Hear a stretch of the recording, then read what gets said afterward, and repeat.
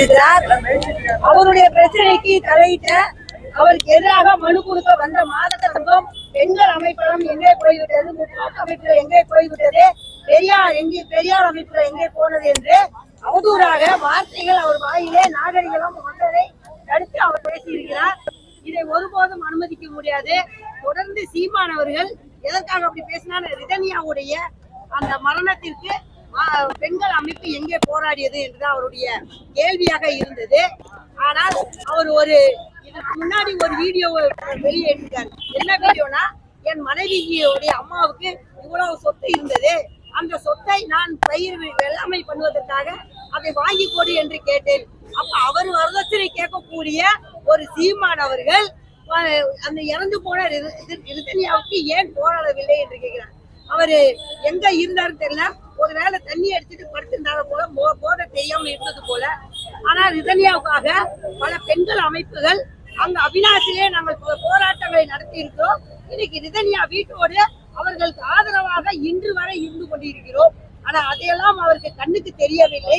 ரிதன்யா ஏன் இதுக்கு போராடவில்லை என்று பெண்கள் அமைப்பை மிக மோசமாக அவர் பேசுவதும், அது தொடர்ந்து அவர் மீடியா அவருக்கு பெரிய பலமாக இருப்பதாக நினைத்து கொண்டு இதுக்கு முன்னாடி மீடியால கூட போய் அந்த பொண்ணைய நீ இந்த மாதிரி காதலிச்சான்னு சொல்லி அவர் மனைவி கேட்கிறா, நான் என்ன குச்சுக்குள்ள இருந்த குஞ்சு குமரியவா கற்பழிச்சுட்டேன், அப்படி வார்த்தை கூட நாகரிகம் இல்லாம தொடர்ந்து பேசக்கூடிய சீமானை கண்டித்துதான் இந்த போராட்டம். காவல்துறையிலே நாங்கள் புகார் கொடுத்தும் கூட இப்ப வரைக்கும் எந்த பதிலும் இல்லை.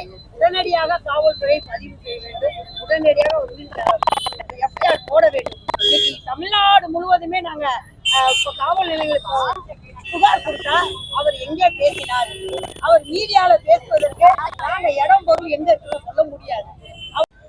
இந்த போராட்டம் என்பது கடந்த வாரம் திருப்பூரிலே ரிதன்யாவினுடைய மரணத்தை கண்டித்து ஒரு பத்திரிகையாளர் சந்திப்பிலே சீமான் பேசிய போது, என்னுடைய விஷயம் சொன்னா மனு கொடுத்து மண்டியிட்டு போராடி பல அலப்பறைகளை செய்கிற இந்த பெண்கள் அமைப்புகள், எழுத்தாளர்கள், முற்போக்காளர்கள், மனித உரிமையாளர்கள் இவங்கெல்லாம் இந்த ரிதன்யாவினுடைய மரணத்துக்கு எதுவுமே செய்யல, அமைதியா இருக்கிறாங்க.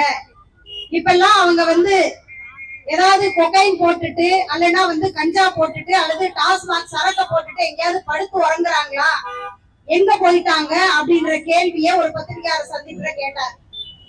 அதை கண்டித்துதான் இந்த போராட்டம் என்பது நடைபெறுகின்றது. எங்களுடைய தோழர்கள் ஏற்கனவே சொன்னாங்க, கொகைனா எப்படி இருக்குன்னு எங்களுக்கு தெரியாது, கஞ்சா எப்படி இருக்குன்னு தெரியாது, டாஸ்மாக் சரக்கு எப்படி இருக்குன்னு தெரியாது எங்களுக்கெல்லாம். அது தெரிகிற ஒரே ஆளு சீமானாதான் தமிழ்நாட்டுல இருப்பாரு.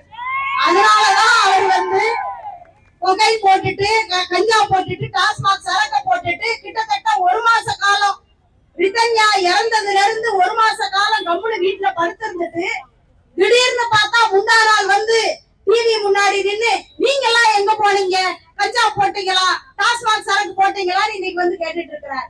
ரொம்ப பரிதாபமா இருக்கு.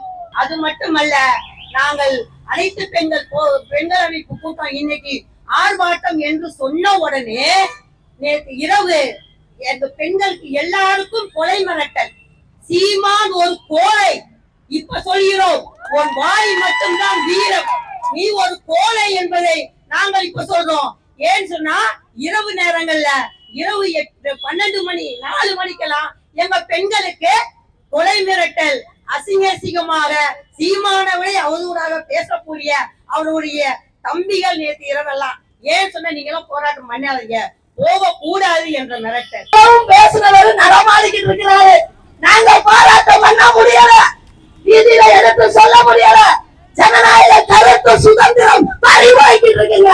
காவல்துறை நடவடிக்கை எடுத்திருந்தா, சீமான கைது பண்ணி இருந்தா நாங்க இங்க வந்திருக்கவே மாட்டோம். எங்களை போராட தூண்டாதீர்கள் என்று காவல்துறைக்கு அன்பான வேண்டுகோளை வைக்கிறோம். நீங்க ஏன் அவரை திட்டுறீங்கன்னு புரியல. ஆனா எனக்கு ஒரு சந்தோஷம் இருக்கு, ராத்திரி எல்லாம் தூங்கல, எத்தனை வருஷமா நானும் தூங்காம தூங்கிருப்பேன். ரைட்டும் போலும் தூங்க மாட்டானுங்க, அவன் ஃபுல்லா இருப்பான். அவன் ஃபுல்லா போட்டு தமிழ்நாட்டினுடைய டாஸ்மார்க்க வாழ வைக்கிறதா தம்பிங்க தான். அந்த தம்பிங்க தான் இவ்வளவு வேலையை பார்த்துட்டு இருக்கிறானுங்க. அவன் வந்து நம்மள வேலையை முதல்ல தூங்க விட மாட்டான். போனை போட்டு எதுக்கு நீங்க இந்த வேலை பாக்குறீங்க, போனை போட்டு யாரு நீங்க, அதெல்லாம் எங்கெல்லாம் குண்டா ஊருக்கா பேசுவானுங்க. உடனே மதிக்கவே இல்ல மக்கள். 14 வருஷமா தெருவுல தானே தெரியல, வாரி பப்பரா கூட ஜெயிக்க மக்கள் இல்ல. என்னத்துக்கு இந்த ஆட்டம்? இந்த ஆட்டம் பாட்டம் கொண்டாடத்தை சிவப்பு சித்தாந்தக்காரர்கிட்ட வச்சுக்கிட்டாலோ, ஜனநாயக மாதர் சங்கம் போன்ற அமைப்புகள்கிட்ட காட்டினாலோ, தமிழ்நாட்டினுடைய பெண்களை கிள்ளுக்கரையா நினைச்சாலோ, சீமான் என்கிற ஒரு அடையாளம் தமிழ்நாட்டின் அவமானகரமான அடையாளமாக உறுதிப்படுத்துவோம், மாற்றுவோம். சீமானை அரசியல் அனாதையாக்குவோம். ஆக நாங்கள் இன்று தமிழக முதல்வர் அவர்களுக்கும் தமிழக அரசுக்கும் சொல்வது என்னவென்றால், இந்த பிரச்சனையை வந்து ஒரு அளவுக்கு மீறி போகிறது. சீமான் மட்டுமல்ல, பொதுவெளியில் பேசுபவர்கள், அரசியல் கட்சி தலைவர்கள் பெண்களை இழிவுபடுத்தக் கூடாது, பெண்கள் அமைப்புகளை அவமானப்படுத்தக் கூடாது என்பதை நினைவூட்டுவதற்காக தான் இந்த கூட்டம். மரியாதைக்கு உரிய சீமான் அவர்களை, ஏனென்றால் எங்கள் அமைப்பு எங்களுக்கு மரியாதையாக தான் பேச வேண்டும் என்று கற்றுக் கொடுத்திருக்கிறது. அரவேற்கடு சீமானே, தவள சீமானே, மனநலம் பாதிக்கப்பட்ட சீமானே, அப்படியெல்லாம் நாங்க பேசல. ஆனா அதே நேரத்தில் எங்களை பெண்கள் அமைப்பை இழிவாக பேசுவதை ஒருபோதும் அனுமதிக்கவே மாட்டோம். எச்சரிக்கை கொடுக்கிறோம் சீமான் அவர்களுக்கு. இதுக்கு முன்னாடி எல்லாரும் பேசும்போது நிறைய பேசினாங்க.